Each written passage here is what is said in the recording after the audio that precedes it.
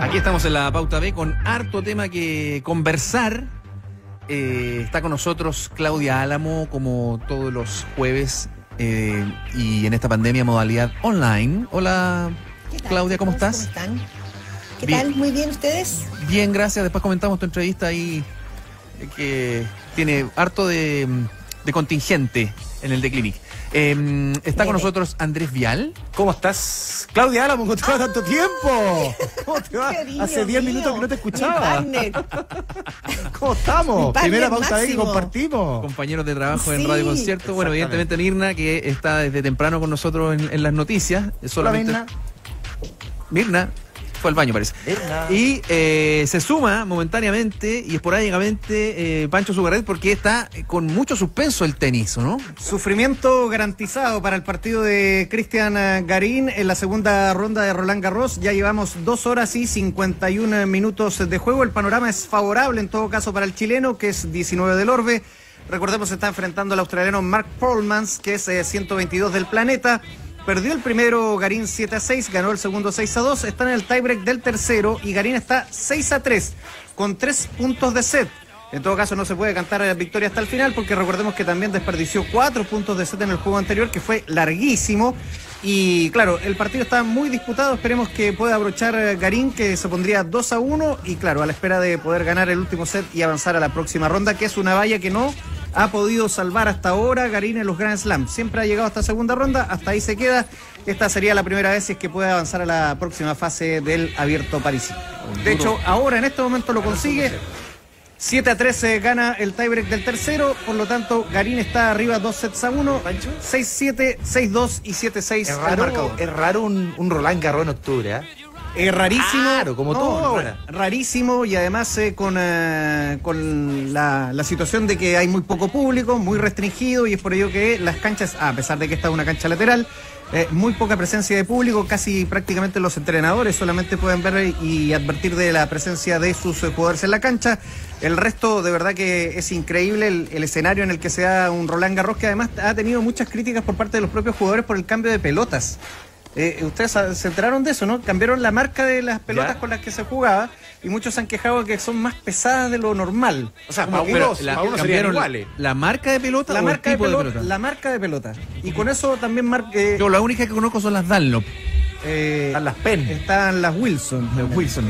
Parece Dunlop que- tiene tradición, ¿eh? Aprovecho de contar la historia porque es un apellido escocés, que fue el que tenía al comienzo de la historia automotriz prácticamente el monopolio del caucho. Y la marca de Raquel raquetas. Mático. Se trató de meter ahí Ford, no le funcionó con una plaga que le vino en el árbol del caucho, una plantación que tuvo gigantesca en el Amazonas. Por lo tanto, Dunlop siguió con el monopolio del caucho y de repente se le ocurrió otro negocio, que es el de las pelotas. ¿Qué historia sacaste, Gerson del Río? ¿Sabes quién era Sí, estoy el acá. ¿Qué historia sacaste, Estoy papá? como- jugador histórico que usaba siempre raquetas Dunlop? Podría abundar en historia.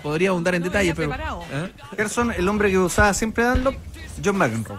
Ah, y ahí no creo que venga el genio de ahí. Ojalá que no. ¿Ah? De ahí los pelotazos. Pero bueno. Les voy, Pancho. a estar informando. Esperemos supuesto. que pueda ganar el tercer set Cristian Garín. Insistimos, está 2-1 arriba sobre Mark Polmans, el australiano, segunda ronda de Roland Garros. Bien, pues seguimos atentos. Ya estamos a 1 de octubre, un mes clave, no solo por lo que pasó en este mes del año pasado, sino por lo que viene en el plebiscito. Vamos a hablar de política en un ratito más. Le vamos a dar la palabra ahí a Claudia Álamo, como le está pasando. Porque hay entrevistas Pero que como que Claudia, hay pues. entrevistas. Lo habla. Hay entrevistas que como que resurgen o cobran más sentido después de que empiezan a pasar algunas cosas. Que pero son premonitorias, dices tú. claro. Claro, se Ah, adelantan mira, una voy a dar semana. solamente el A ver, titular, del titular. una entrevista que le hizo el Clinic, que le hizo a Claudia Álamo en el Clinic a Raúl Ruiz. A Carlos Ruiz. A Carlos Ruiz, perdón. A Carlos Ruiz, Es que sí. es una película. Ruiz Es que esto sería- es una película. Es una Porque Raúl Ruiz es que esto es una película. No, que dice que el Frente Amplio podría ser como la versión tragicómica de la Concertación. Lo dejo ahí nomás, pero los invito a comentar lo que está pasando con la vacuna. Ya entramos en esta fase en que se empiezan a vacunar personas de manera de estudio, pero ya en lo que humanos. aprueba son 2 ensayos clínicos en Chile. Claro, se aprueban 2 ensayos clínicos y esto ya lleva ventaja porque en el fondo ya se están usando incluso como vacuna de emergencia en China. O sea, esto es una fase, yo diría, más bien protocolar. Por lo tanto, está muy bien aspectada, sobre todo la vacuna china. Sinovac Biotech.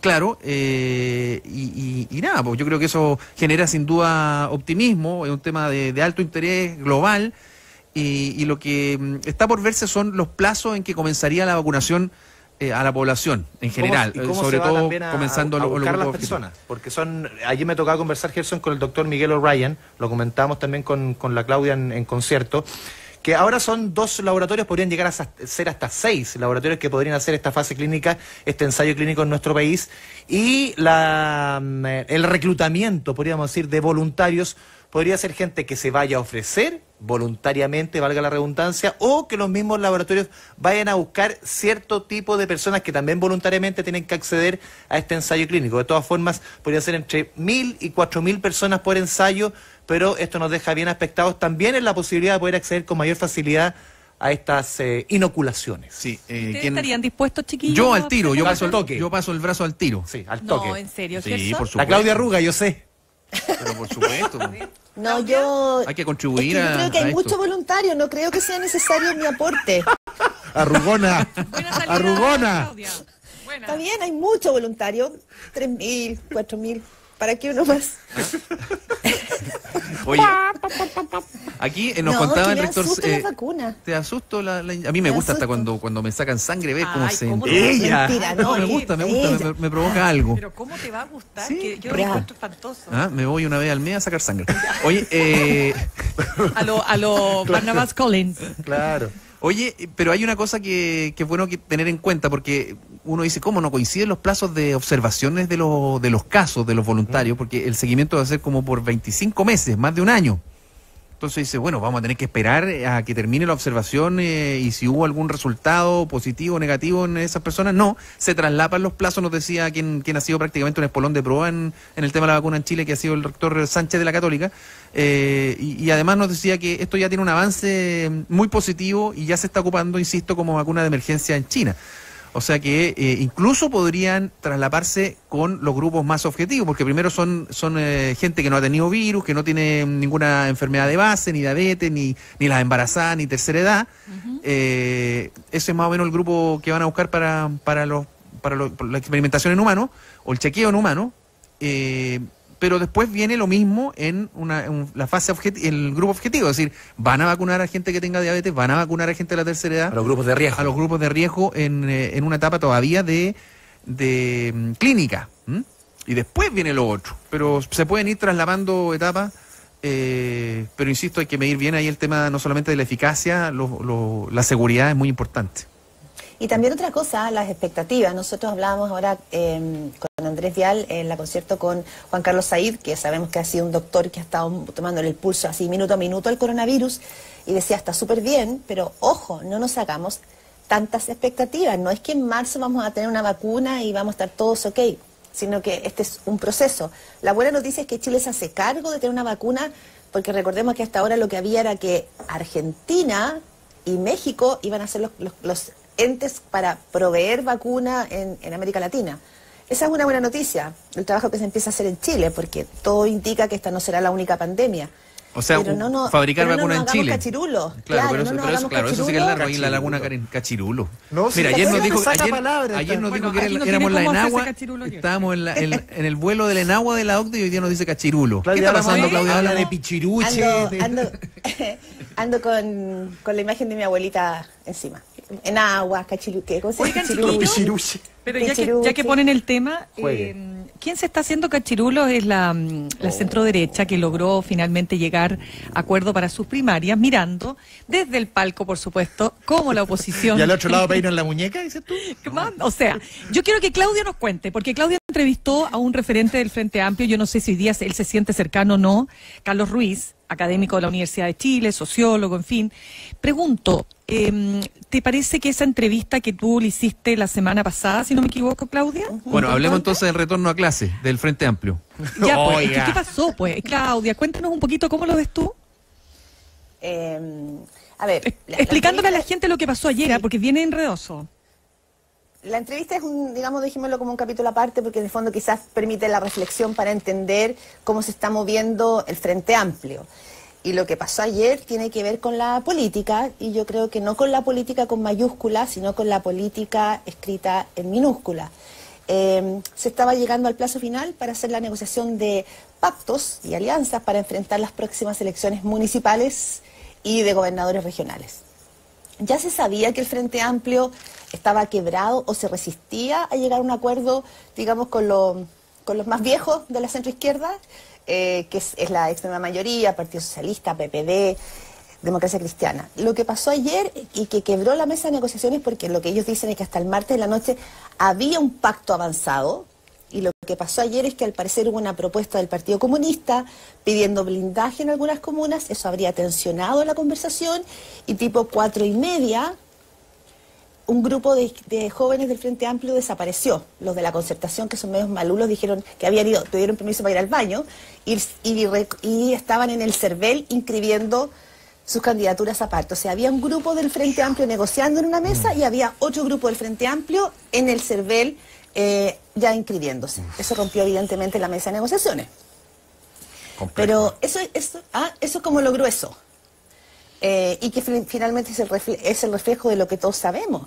Perdona, Sí, ¿puedo bueno, preguntar, Claudia, quiénes eran los que estaban en el CERVEL y los que estaban conversando? Anotado. No tengo el nombre mío. No, digo no quiénes, sino qué partido, porque entendemos que Revolución Democrática estaba en la disposición de llegar a acuerdo. Había diferencias con comunes, por ejemplo, que es el conglomerado al que pertenece la diputada Claudia Mix. Yo quisiera saber, no hay claridad de quiénes son. Por lo menos lo que... ayer en la tarde, por lo menos lo que podía ver cuando cuando el Frente Amplio va a firmar justamente este acuerdo de primaria.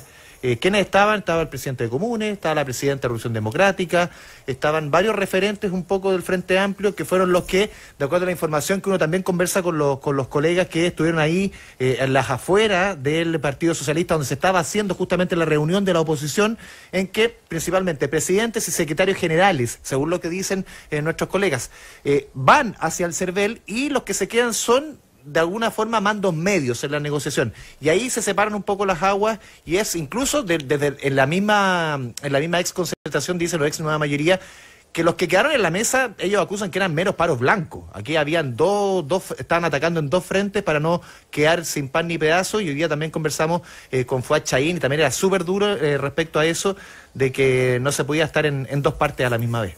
¿Pero siempre culpando al Frente Amplio o al PC Siempre también? y también al Partido Comunista. También apuntan al Partido Comunista. Sí, también lo acusó. Pero el Partido Porque Comunista no estaba inscribiendo las listas mientras estaba conversando. No, pero el Partido sí, Comunista no estaba en eso, pero sí pidió ellos- blindaje. Claro, lo que dice Fachaín, digamos, desde ese mundo, es que hasta el martes en la noche había acuerdo. Y que fue el miércoles en la mañana en que llegó el Partido Comunista. Al parecer se habían reunido con el Frente Amplio con una nueva propuesta que implicaba blindaje en algunas comunas. Y ahí se rompió el acuerdo. Pero y ahí, eso era pero completamente contrario a lo que Ahora, estaba planteando el Frente Amplio. O sea, el Frente Claro, Amplio para nuestro- decía, para no nuestro- blindaje, van todos los incumbentes, es decir, todos los que pueden volver a ganar, por ejemplo, no sé, hablemos de la sandía escalada, no, tienen que ir a primarias también. Entonces, si alguien proponía blindaje, era absolutamente contrario a lo que señalaba el Frente Amplio. Pero la pregunta es, ¿por qué el Frente Amplio desahucia si tanto PS, PPD, PR y DC están por aceptar las condiciones? Bueno, que ahí el Frente Amplio también se defiende. Ellos dicen que esto no fue a dos bandas, que esto se informó arriba de la mesa, eso lo niega, por ejemplo. Hoy día conversamos con Fuad Chaín, decía aquí nada fue informado, nunca supimos. Aquí alguien está mintiendo. Sí, ahora, lejos de la gran ola que es bien caótica por arriba, hay una sublectura que tiene que ver con lo que pasó con la concertación, o la ex concertación que se vuelve a reagrupar. Yo creo que aquí la DC ganó algo, porque se juntan los partidos tradicionales, se sacan al PC de encima, que había sido parte de la coalición en el gobierno de Bachelet con la nueva mayoría. Ahí volvemos a mirar para atrás, que durante el gobierno de la presidenta Bachelet, o durante su gestión o su liderazgo, se acabaron dos grandes coaliciones, la concertación primero, lápida, y después la que ella fundó la nueva mayoría. Bueno, ahora no sabemos si esto tiene duración o no, si va a ser perdurable, pero por lo menos se reestructura en una subcapa lo que era la vieja concertación. Insisto, ahí la DC como partido bastante más preponderante de lo que ha sido hasta ahora, sin el PC. Ahora, lo otro que me parece también más trascendente es que hay una tremenda contradicción en el escenario político y paradójico respecto a lo que pasa o lo que ha pasado a nivel de sociedad. Más allá de los objetivos comunes que se hayan logrado, de la canalización institucional, de cambios profundos que se vienen, como por ejemplo la Constitución, partiendo por ahí, de las grandes manifestaciones donde había un solo coro, podríamos decir, o un solo coro dominante, más allá de la disonancia de la violencia, en fin. Políticamente se da la paradoja de que el sector derrotado está en la pole position electoral y es capaz de llegar a acuerdos que evidentemente van a tener un costo muy, muy grande para la centro izquierda y la izquierda. Yo fíjate que no sé si lo veo así, Gerson. Es muy bueno que así sea, Claudio. Es la gracia de esto, pues. Sí, porque, a ver, una cosa tiene que ver con lo que pasó en el Frente Amplio, que yo creo que para muchos de los que nos están escuchando, es decir, ay, qué enredo esta madeja, entonces este dijo, pero y la pregunta al final de cuentas yo creo que nos pasa a todos es, ¿quién está mintiendo? Y en política, cuando tú te haces la pregunta de quién está mintiendo, en una sociedad tan desconfiada, es una pregunta grave, porque en el fondo viene a hacer una fisura enorme en la confianza de la ciudadanía con tus partidos políticos. ¿Quién está mintiendo? ¿El Frente Amplio? Los ex concertación, nueva concertación, como se llame. Eso es una cosa. Y lo otro es que yo no creo que hoy día la derecha, la derecha llega a un acuerdo porque tiene, y lo decíamos con Andrés Vial, tiene una figura también presidencial y la posibilidad de mantenerse en el poder. Pero no creo que eso signifique que la derecha hoy día, por llegar a este acuerdo de alcaldes y gobernadores, esté en una mejor posición. Porque miro la encuesta Criteria, Research, que se acaba de publicar hoy día, y muestra que un 80% de quienes se identifican de izquierda definitivamente va a votar el plebiscito contra el 54% de la derecha. Todo indica que la ola de la sociedad va en contra de lo que la derecha, que rechaza, defiende. Entonces, pero hay una parte de la derecha también que va por el apruebo.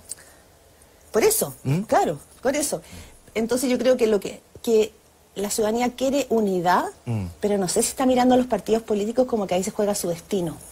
Eso claro, pero son los partidos políticos los que finalmente van a jugar el destino, porque los que son los partidos políticos los que terminan ganando las alcaldías, sí. Son los partidos políticos los que terminan ganando, incluso lo que también se ha dicho, los partidos políticos van a ser los que van a tener una buena proporción de los constituyentes. Entonces, desafectarse de los partidos políticos... No, espérate, es que estoy tratando, Claudia, si no es que te quiera contradecir, sino que estoy pensando en que lo dramático, lo trágico que esto tiene, ¿no? Que es lo que le pasa en este caso, haciendo la diferencia con Estados Unidos, ¿no? En el fondo, es que necesitamos, desafortunadamente, para bien o para mal, necesitamos los partidos políticos. Entonces, si los partidos políticos entran en crisis, si los partidos políticos no son capaces de unirse en cuestiones básicas, mínimas, particularmente en esta oposición, ¿no? Que uno esperaría que después de tanto... de dos gobiernos, ¿no? De centro derecha, pueda entender que no hay opción alguna de poder volver a ser gobierno, sino es que hay un consenso y una unidad mínima.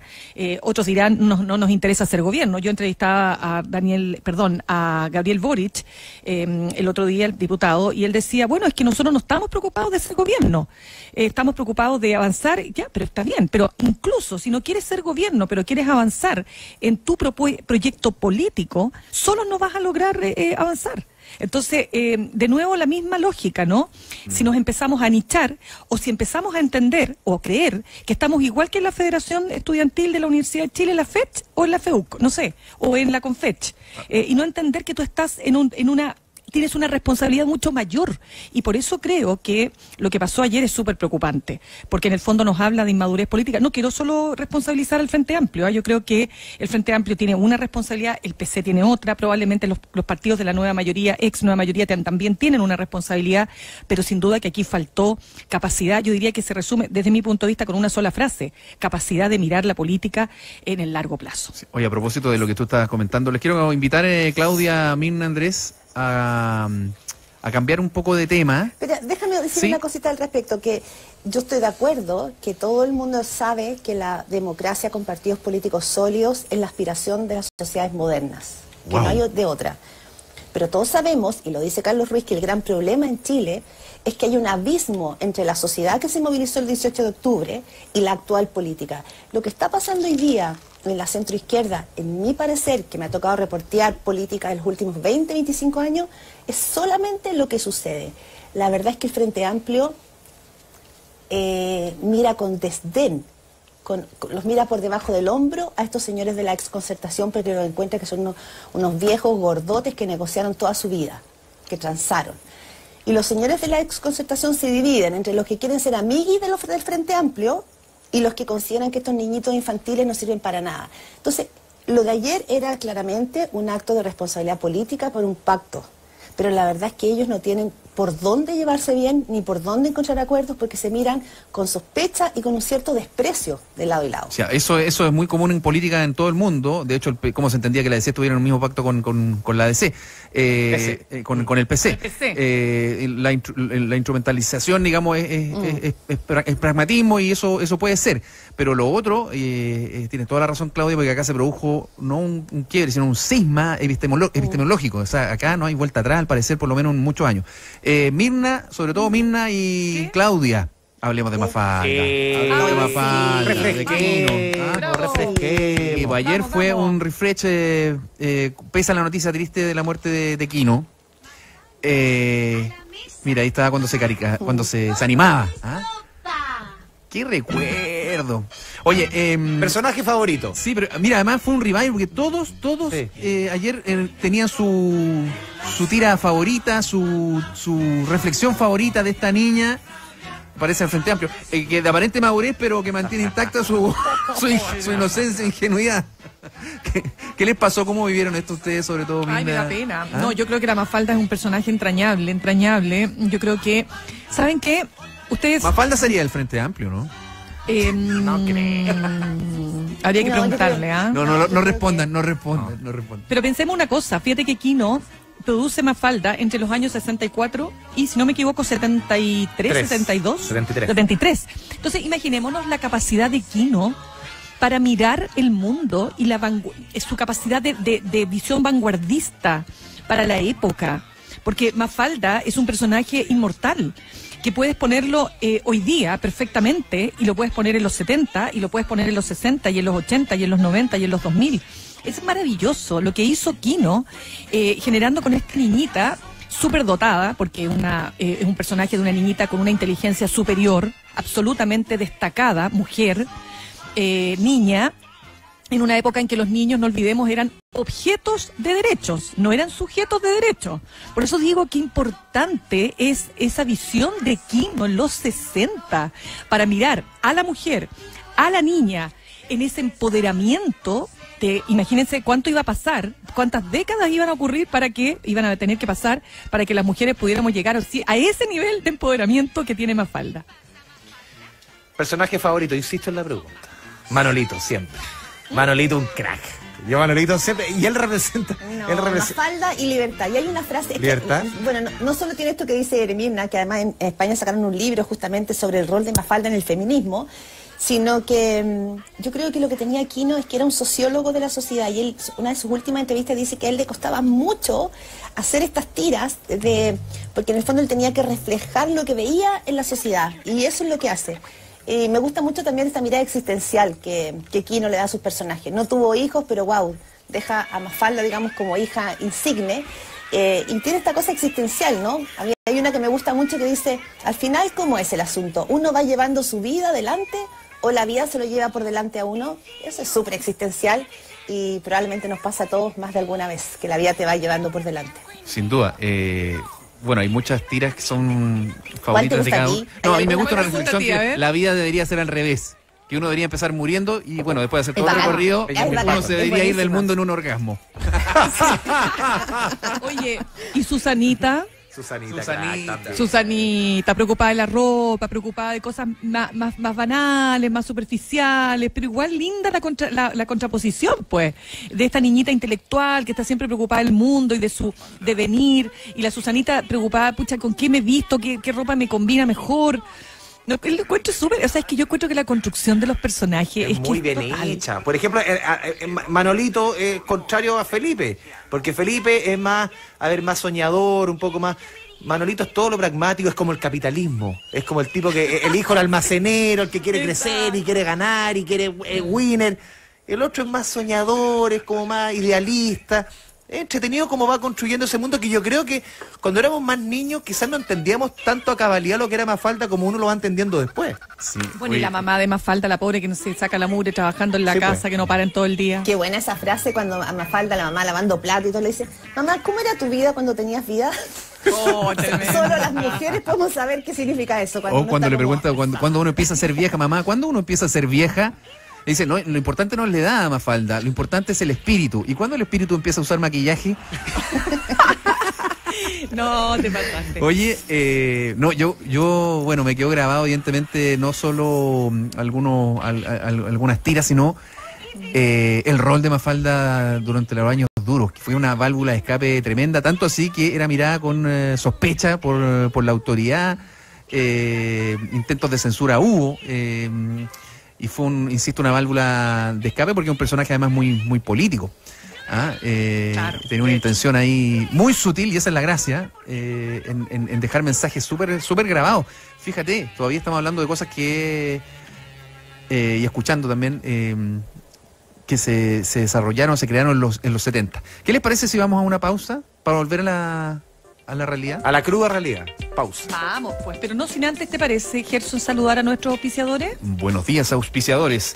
Aprovecha las increíbles ofertas de Black Mundo y conéctate a la fibra óptica simétrica más potente del país. Llévate 1000 megas de fibra simétrica más TV HD